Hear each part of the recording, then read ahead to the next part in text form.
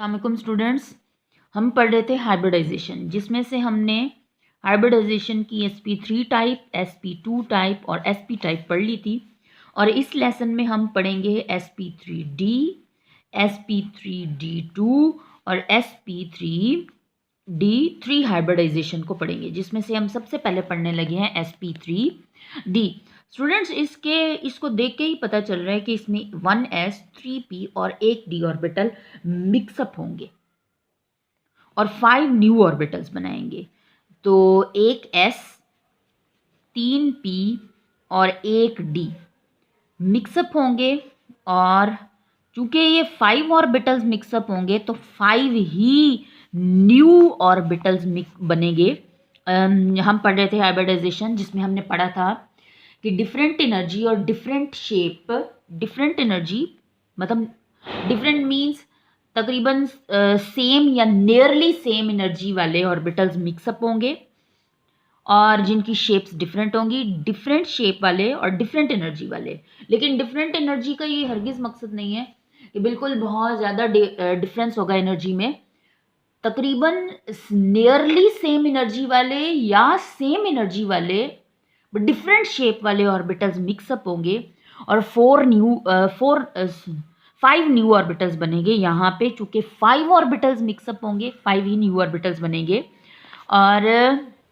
और इनको हम हर एक को कहेंगे sp3d hybrid orbital, sp3d hybrid orbital. तो चूंकि 5 ऑर्बिटल्स मिक्सअप हो रहे हैं तो 5 ही न्यू ऑर्बिटल्स, बट इन तमाम ऑर्बिटल्स की शेप भी सेम होगी और एनर्जी भी सेम होगी। ऑर्बिटल हाइब्रिडाइजेशन में हमने यही पढ़ा है कि डिफरेंट शेप वाले बट सेम एनर्जी भी हो सकती है और डिफरेंट एनर्जी भी हो सकती है वाले ऑर्बिटल्स मिक्सअप होंगे और न्यू ऑर्बिटल्स बनेंगे। जितने ही ऑर्बिटल्स मिक्सअप होंगे उतने ही न्यू ऑर्बिटल्स बनेंगे, और उनके एनर्जी भी सेम होगी और शेप भी सेम होगी। तो यहाँ पर ये 5 ऑर्बिटल्स बनेंगे, और ये 5 के 5 हाइब्रिड ऑर्बिटल खुद को किस शेप में लेके जाएंगे, ये खुद को ऐसे अरेंज करेंगे सेंट्रल एटम के गिर्द कि इनमें मिनिमम रिपल्शन हो। तो ये खुद को कैसे अरेंज करेंगे सेंट्रल एटम के गिर्द? इसमें क्या होगा कि इस 5 हाइब्रिड ऑर्बिटल्स में से 3 जो हाइब्रिड ऑर्बिटल्स हैं, 3 हाइब्रिड ऑर्बिटल वो सेंट्रल एटम के गिर्द खुद को एक प्लेन में अरेंज कर लेंगे। प्लेन में यूं ये एक प्लेन में अरेंज कर लेंगे। एक प्लेन में मतलब ये कुछ इस तरह होगा, ये इस तरह, मतलब इस तरह 3 ये एक ही प्लेन में है, एक प्लेन में है। तो इस तरह ये 3 हाइब्रिड ऑर्बिटल खुद को अरेंज करेंगे, और बाकी जो 2 हाइब्रिड ऑर्बिटल है, इन 5 में से 3 हाइब्रिड ऑर्बिटल खुद को इस तरह एक प्लेन में अरेंज कर लेंगे, और बाकी 2 हाइब्रिड ऑर्बिटल इस तरह अरेंज करेंगे कि एक यूं प्लेन से ऊपर होगा, एक हाइब्रिड ऑर्बिटल यूं प्लेन से ऊपर होगा और एक यूं प्लेन से नीचे होगा। प्लेन से नीचे मतलब ये यूं है, तो एक चूंकि यूं ऊपर है तो एक यूं नीचे होगा। प्लेन से नीचे वाला मतलब ये यूं, ये देख रहे हो, यूं प्लेन से नीचे ये यूं होगा। ये तीनों एक प्लेन में है, प्लेन में मतलब ये यूं, और ये प्लेन से नीचे, और एक यूं प्लेन से ऊपर होगा। ये 5 हाइब्रिड ऑर्बिटल्स खुद को ऐसे अरेंज करेंगे कि 3 हाइब्रिड ऑर्बिटल्स एक प्लेन में होंगे, जबकि एक होगा प्लेन से ऊपर और एक होगा प्लेन से नीचे। डायग्राम कुछ अच्छी नहीं बनी, मैं इसको दोबारा बनाती हूँ। ये कुछ ऐसे है कि 3 हाइब्रिड ऑर्बिटल्स एक प्लेन में होंगे, और 2 जो हाइब्रिड ऑर्बिटल्स हैं उनमें से एक प्लेन से ऊपर और एक प्लेन से नीचे। और इस तरह की इलेक्ट्रॉनिक ज्योमेट्री कहा जाता है ट्राइगोनल बाईपैरामिडल। देखो, ट्राइगोनल बाईपैरामिडल, इसमें ट्राइगोनल मतलब ट्राइगोनल शो कर रहा है इन 3 ऑर्बिटल्स को जो कि एक प्लेन में है, और बाईपैरामिडल में by means 2, pyramid mean pyramid की शेप। तो ये ऐसे होगा, देखो ये एक प्लेन से ये इस तरह है 3 ऑर्बिटल्स, और ये अब अगर हम यहाँ से ये यूं एक वॉल बना लें, और हम यहाँ से एक यूं यहाँ पे इसके कॉर्नर तक वॉल बना लें, और हम यहाँ से एक यूं इस कॉर्नर से इस कॉर्नर तक वॉल बना लें, तो आप देखो ये एक पिरामिड की ही तो शेप बन जाएगी। देखो एक इधर से यूं एक वॉल है, एक वॉल यहाँ से यूं है और एक वॉल यहाँ से यूं है, तो ये एक पिरामिड ही तो बन गया। पिरामिड की शेप ही तो बन गई। इस तरह अगर हम इसी ये प्लेन से ऊपर वाला इस तरफ को पिरामिड बना रहा है, और अगर हम यहाँ पे जो प्लेन से नीचे वाला है तो नीचे भी एक पिरामिड बनेगा, तो दो पिरामिड बन गए। और इस वजह से इस शेप को कहा जाता है ट्राइगोनल बाईपिरामिडल। बाईपिरामिडल मीन दो पिरामिड है, और ट्राइगोनल मीन ट्राइगोनल ये इसको शो कर रहा है जो कि तीनों ऑर्बिटल्स एक प्लेन में है, ये है ट्राइगोनल प्लेनर, ट्राइगोनल को शो कर रहा है। और बाईपिरामिडल मीन दो पिरामिड बनेंगे, एक तो यूं यहां से इस तरह बनेगा और एक नीचे से बनेगा।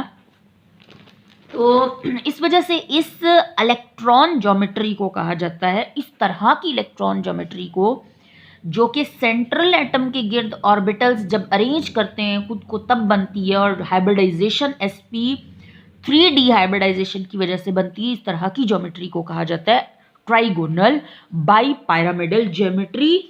और ऐसे कंपाउंड्स जो sp3d हाइब्रिडाइजेशन शो करते हैं और ट्राइगोनल बाईपिरामिडल ज्योमेट्री को शो करते हैं अराउंड द सेंट्रल एटम, इस तरह के जो कंपाउंड्स हैं उनमें से एक एग्जाम्पल है PCl5। और अब हम देखेंगे sp3d2 हाइब्रिडाइजेशन को। sp3d2 हाइब्रिडाइजेशन में एक s, 3 p और 2 d ऑर्बिटल्स, एक s, 3 p और 2 d orbitals having different shape but same और नियरली सेम एनर्जी, जब मिक्सअप होंगे तो चूंकि ये 6 ऑर्बिटल्स मिक्सअप हो रहे हैं तो 6 ही न्यू ऑर्बिटल्स बनेंगे जिनकी एनर्जी भी सेम होगी और शेप भी सेम होगी। और हर एक हाइब्रिड ऑर्बिटल को हम बोलेंगे sp3d2 हाइब्रिड ऑर्बिटल। अब इन 6 हाइब्रिड ऑर्बिटल्स में से जो 4 हाइब्रिड ऑर्बिटल्स खुद को सेंट्रल एटम के गिर्द एक प्लेन में अरेंज करेंगे, बिल्कुल कुछ इस तरह से कि 4 हाइब्रिड ऑर्बिटल, 4 हाइब्रिड, इन 6 हाइब्रिड ऑर्बिटल में से 4 हाइब्रिड ऑर्बिटल खुद को सेंट्रल एटम के गिर्द कुछ इस तरह एक प्लेन में अरेंज करेंगे। और इसमें से 2 जो हाइब्रिड ऑर्बिटल है उसमें से एक अबव द प्लेन होगा और एक डाउन द प्लेन होगा। 4 हाइब्रिड ऑर्बिटल्स खुद को सेंट्रल एटम के गिर्द एक प्लेन में अरेंज करेंगे कुछ इस तरह। और जो 2 हाइब्रिड ऑर्बिटल्स होंगे उनमें से एक, देखो ये चारों के चारों एक प्लेन में है, और एक हाइब्रिड ऑर्बिटल यूं समझ लो ऊपर होगा और एक हाइब्रिड ऑर्बिटल इससे यूं नीचे होगा, यहाँ बिल्कुल इस तरह कुछ नीचे से। तो एक हाइब्रिड ऑर्बिटल ऊपर और एक ये अबव द प्लेन और एक यूं नीचे ही डाउन द प्लेन होगा।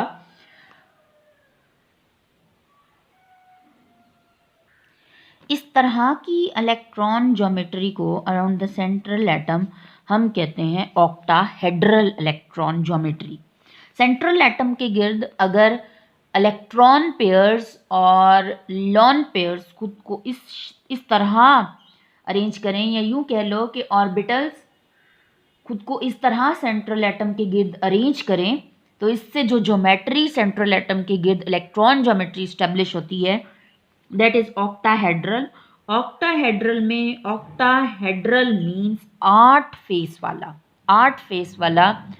और ये कुछ इस तरह देखो, ये यूं एक प्लेन से ऊपर और एक यूं प्लेन से नीचे। अब देखो अगर ये कुछ इस तरह है 8 फेस वाली, ये किस तरह, आप ऐसे करो यहाँ इसके पॉइंट से इसके पॉइंट तक और यूं एक वॉल ज़रा इमेजिन कर लो माइंड में, यूं एक वॉल है इमेजिन करो, इससे यूं एक वॉल यहाँ से यूं इमेजिन करो, और यहाँ से एक वॉल यूं इमेजिन करो जो इस पॉइंट से इस पॉइंट तक और इस पॉइंट से इस पॉइंट तक यूं एक वॉल इमेजिन करो, और एक वॉल यूं इमेजिन करो, यानी इस पॉइंट से इस पॉइंट तक और इस पॉइंट से यहाँ पर यूं एक वॉल इमेजिन करो। अब इसी तरह आप नीचे इमेजिन करो कि नीचे एक, और एक तो है ना अबव द प्लेन ऑर्बिटल, और एक ऑर्बिटल है यूं प्लेन से नीचे। आप इसको यूं इमेजिन करो बिल्कुल वैसे ही जैसे अबव द प्लेन है, कि यहाँ से यहाँ तक एक वॉल है और यूं एक वॉल है, यहाँ से यहाँ तक एक यूं वॉल है, यहाँ से यूं एक वॉल है, यहाँ से एक यूं वॉल है। तो बिल्कुल जैसे ही अबव द प्लेन इमेजिन किया है, कुछ ऐसे कि एक वॉल इधर है, एक वॉल इधर, एक वॉल इधर और एक वॉल इधर। आप ज़रा खुद सोचो, देखो एक फेस ये हो गया, एक फेस ये, एक फेस ये और एक फेस ये, 4 फेसेस तो ये हो गए इस ज्योमेट्री के। और नीचे से भी अगर देखें तो चूंकि नीचे से भी एक पिरामिड टाइप स्ट्रक्चर बनेगा तो 4 फेसेस नीचे होंगे। इस वजह से इस ज्योमेट्री को कहा जाता है ऑक्टाहेड्रल ज्योमेट्री, 8 फेस वाला इलेक्ट्रॉन ज्योमेट्री। 8 फेस वाली सेंट्रल एटम के गिर्द जो ऑर्बिटल्स हैं वो खुद को इस तरह अरेंज करेंगे कि ऑक्टाहेड्रल शेप में आ जाए, और ऑक्टाहेड्रल शेप 8 फेस वाली शेप को कहा जाता है। अब ऐसे कंपाउंड्स जो कि ऑक्टाहेड्रल शेप लेते हैं, जिनमें सेंट्रल एटम ऑक्टाहेड्रल शेप लेता है, इसमें से एक एग्जांपल है SF6। चलें जी, अब हम देखते हैं sp3d3 हाइब्रिडाइजेशन को। इसमें क्या होता है कि एक S 3 p और 3 ही d ऑर्बिटल्स मिक्स होते हैं। एक S 3 p और 3 d ऑर्बिटल्स और डिफरेंट शेप और डिफरेंट एनर्जी, मतलब इनकी एनर्जी नियरली सेम होगी और इनमें से कुछ की सेम भी होगी, एनर्जी वाले मिक्सअप होंगे। तो चूंकि ये 7 हाइब्रिड ऑर्बिटल्स 7 ऑर्बिटल्स मिक्सअप होंगे तो इसकी मिक्सिंग से 7 ही हाइब्रिड ऑर्बिटल्स न्यू बनेंगे, और इनकी एनर्जी भी सेम होगी और शेप भी सेम होगी। अब ये 7 के 7 हाइब्रिड ऑर्बिटल्स सेंट्रल एटम के गिर्द खुद को कैसे अरेंज करेंगे? इसमें से 5 ऑर्बिटल्स एक प्लेन में अरेंज हो जाएंगे कुछ इस तरह, 5 ऑर्बिटल्स इसमें से एक प्लेन में चले जाएंगे, और जो हैं 2 ऑर्बिटल्स उसमें से एक आ जाएगा अबव द प्लेन और एक आ जाएगा बिलो द प्लेन। अब ये अबव द प्लेन और बिलो द प्लेन वाले को कुछ हम किस तरह बनाएं, हम यूँ बना लेते हैं। ये एक आ गया अबव द प्लेन और एक आ गया below the plane. Above the plane और बिलो द प्लेन कैसे? ये जी कुछ इस तरह 5 ऑर्बिटल्स इसमें से खुद को यूं एक प्लेन में अरेंज कर लेंगे, और एक ऑर्बिटल आएगा अबव द प्लेन और एक ऐसे ही बिलो द प्लेन, प्लेन से यूं नीचे, ठीक है, एक प्लेन से ऊपर और एक प्लेन से नीचे। और इस तरह की ज्योमेट्री को बोलते हैं पेंटागोनल बाईपैरामिडल ज्योमेट्री। अच्छा, पेंटागोनल बाईपैरामिडल इसको क्यों देखो 5 ऑर्बिटल्स एक प्लेन में है, इस वजह से इसको कहा जाता है पेंटागोनल। 5 ऑर्बिटल्स एक प्लेन में, इस वजह से इसको कहा जाता है पेंटागोनल। जैसे हमने पीछे पढ़ा था ट्राइगोनल, 3 एक प्लेन में थे, same here. Bipyramidal, bi means 2 and pyramid mean pyramid structure. देखो अगर मैं इसके यूं देखूं बिल्कुल वैसे ही जैसे हमने पिछले वाले में देखा, आप जरा इमेजिन करो जरा अपने कि ये 5 ऑर्बिटल्स हैं, इसमें से एक यूं वॉल हो जाए, एक यूं वॉल, आप जरा इमेजिन करो ना कि ये यूं है इस तरह, ये पिरामिड स्ट्रक्चर कैसे बनाएगा? एक वॉल अगर यूं हो, एक यहाँ से यूं हो, मतलब ये इस पॉइंट से और इस पॉइंट तक यूं हो, एक इस तरफ हो, एक इस तरफ हो और एक इस तरफ, इसी तरह नीचे भी हो, मतलब निचले जो ये तो प्लेन से अप है ना, इस तरह प्लेन से नीचे भी एक ऑर्बिटल होगा, उसके साथ भी ऐसे ही बने तो एक पिरामिड ऊपर बन गया और एक पिरामिड नीचे बन गया। इस वजह से इस ज्योमेट्री को भी कहा जाता है बाईपैरामिडल, पेंटागोनल बाईपैरामिडल ज्योमेट्री। ऐसे कंपाउंड्स जो कि पेंटागोनल बाईपैरामिडल ज्योमेट्री को शो करते हैं, उसकी एग्जांपल भी बहुत सारी लिटरेचर में गिवन है। अब स्टूडेंट्स, अगर हमें कंपाउंड्स दे दिए जाएं और उनका कहा जाए कि इसमें सेंट्रल एटम पे कौन सी हाइब्रिडाइजेशन हुई हुई है, sp है, sp3 है, sp3d2 है, क्या है, कौन सी हाइब्रिडाइजेशन है, कोई भी अगर आपको कंपाउंड दिया जाए तो हम उसकी हाइब्रिडाइजेशन पता कर सकते हैं। हम क्या करेंगे, हम निकालेंगे जी। अब ये जी क्या है और जी किसका निकालेंगे, पहले तो ये सेंट्रल एटम का जी निकालेंगे ना। जी है क्या, number of sigma bonds around central atom.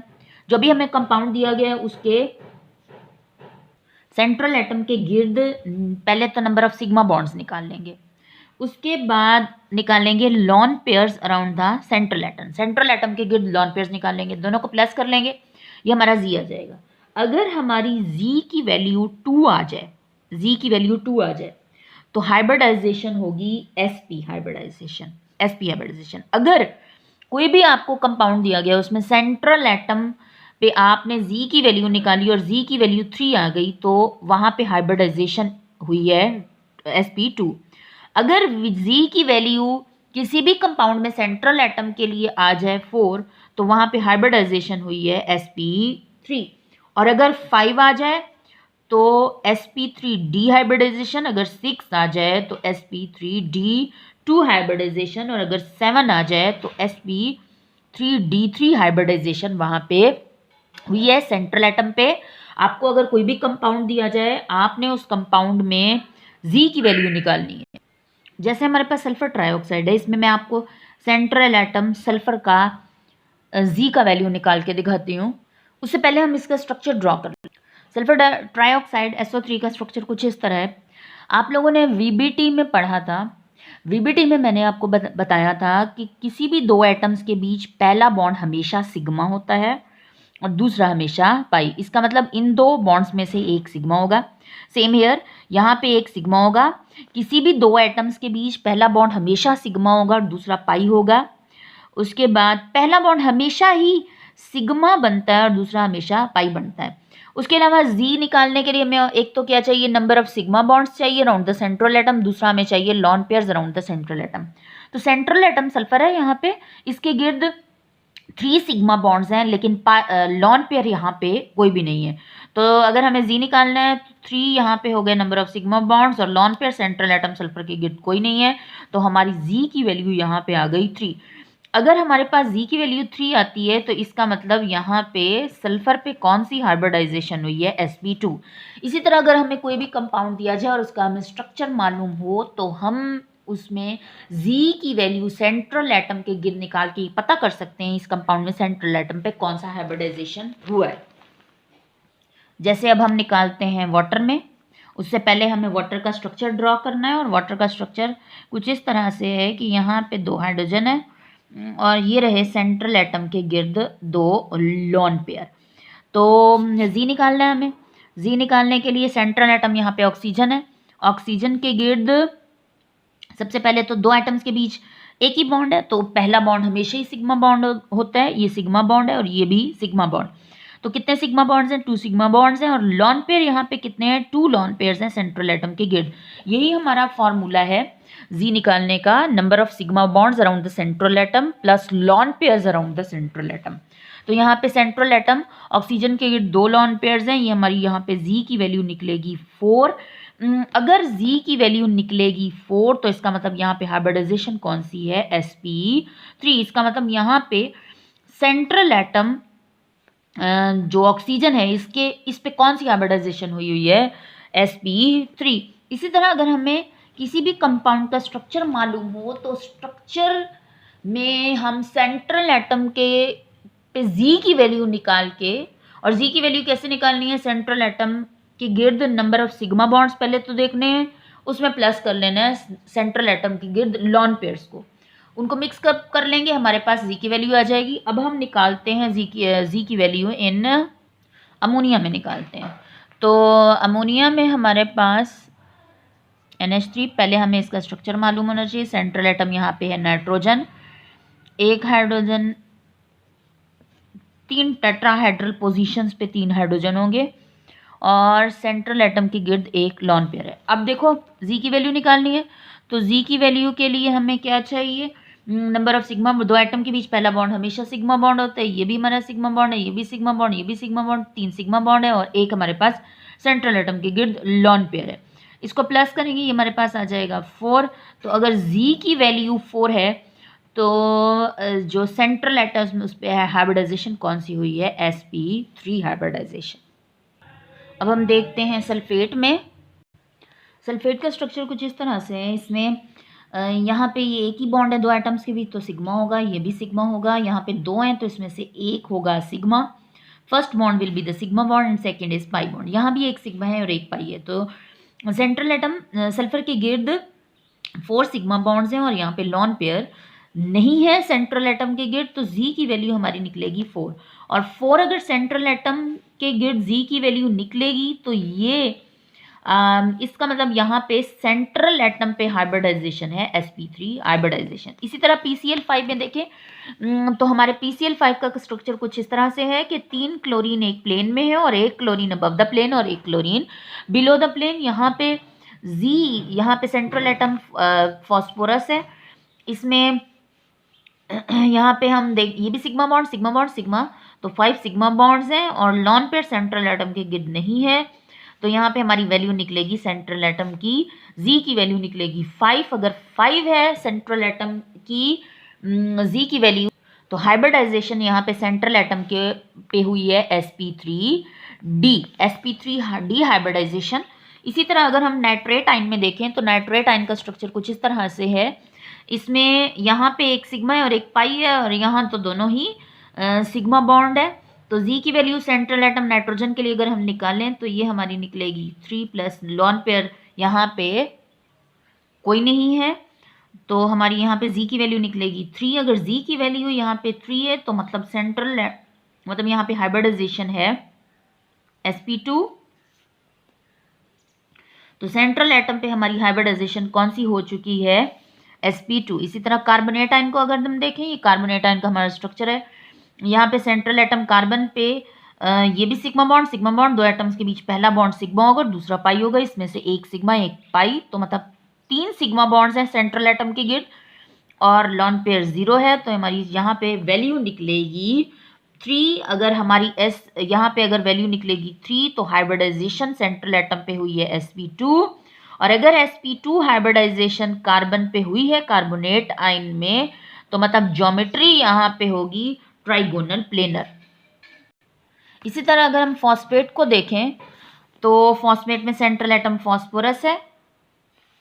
इसमें यहाँ पे सेंट्रल एटम फॉस्फोरस के पे जी की वैल्यू निकालने के लिए sigma bond sigma 4 sigma bond हो गए और लॉन पेयर 0 है, तो हमारी जी की वैल्यू निकलेगी 4। अगर 4 निकली है तो मतलब हाइब्रिडाइजेशन यहाँ पे हुई है sp3। फॉस्फोरस सेंट्रल एटम पे हाइब्रिडाइजेशन कौन सी हुई है, sp3 हाइब्रिडाइजेशन।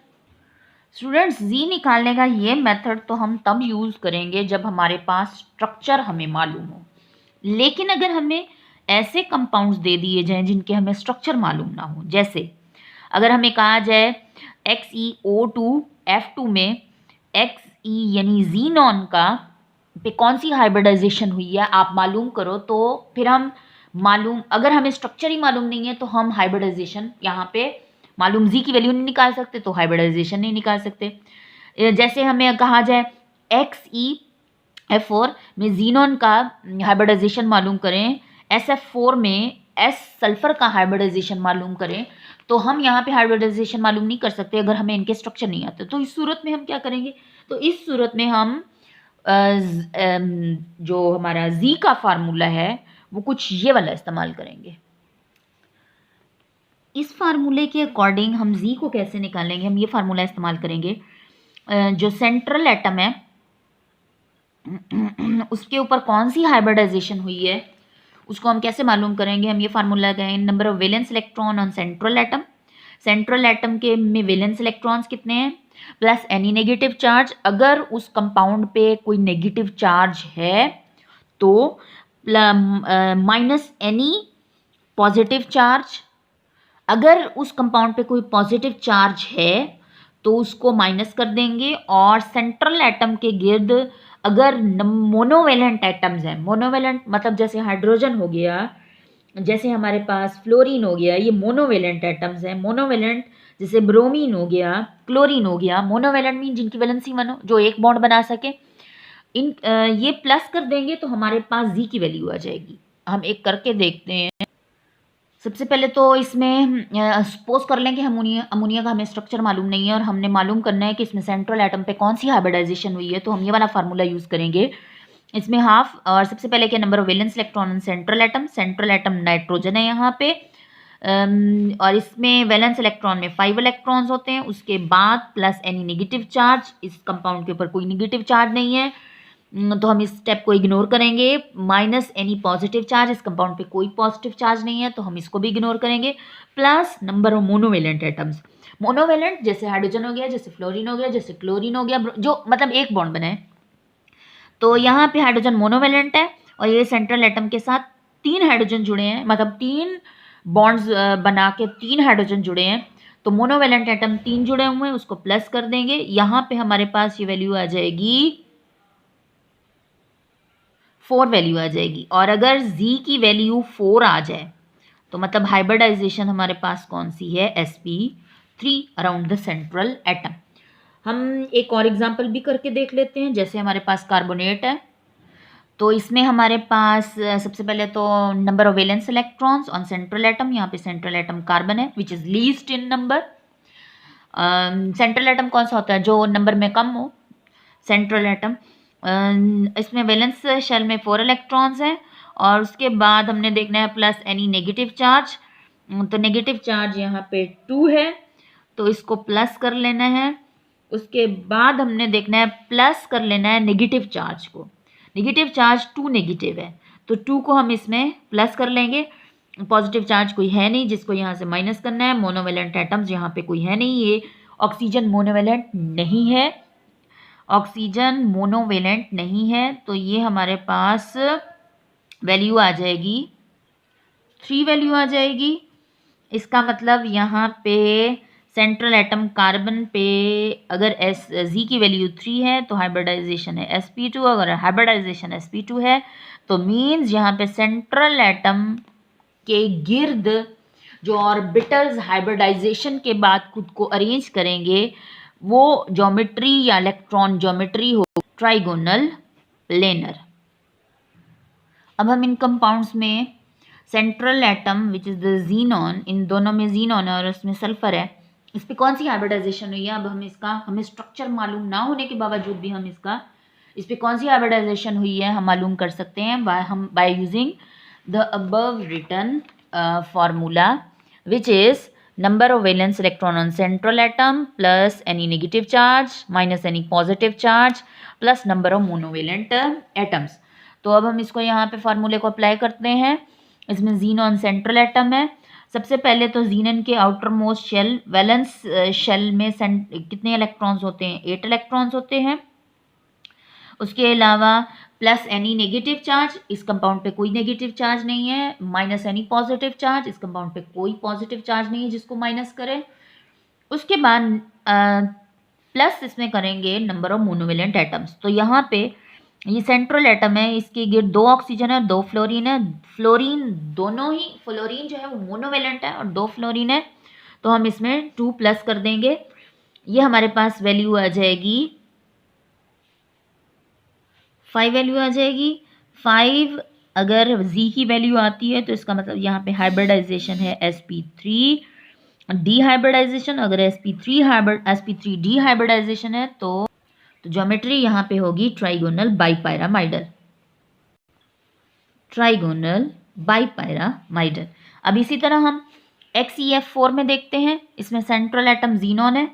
जीनॉन के आउटर मोस्ट शेल में 8 इलेक्ट्रॉन्स, वैलेंस शेल में 8 electrons, plus any negative charge कोई नहीं है, plus minus any positive charge, इस कंपाउंड पे कोई पॉजिटिव चार्ज नहीं है तो हम इस स्टेप को इग्नोर करेंगे। और plus number of monovalent atoms, तो यहाँ पे फ्लोरीन मोनोवेलेंट है और ये 4 फ्लोरीन्स हैं तो प्लस 4, ये हमारे पास वैल्यू निकल के आएगी 6। और अगर वैल्यू 6 निकल के आती है तो इसका मतलब यहाँ पे सेंट्रल एटम के गिर्द हाइब्रिडाइजेशन हुई है sp3d2, और अगर sp3d2 हाइब्रिडाइजेशन हुई है तो इसका मतलब यहाँ पे जो ज्योमेट्री होगी, electron geometry around the central atom, वो होगी ऑक्टाहेड्रल।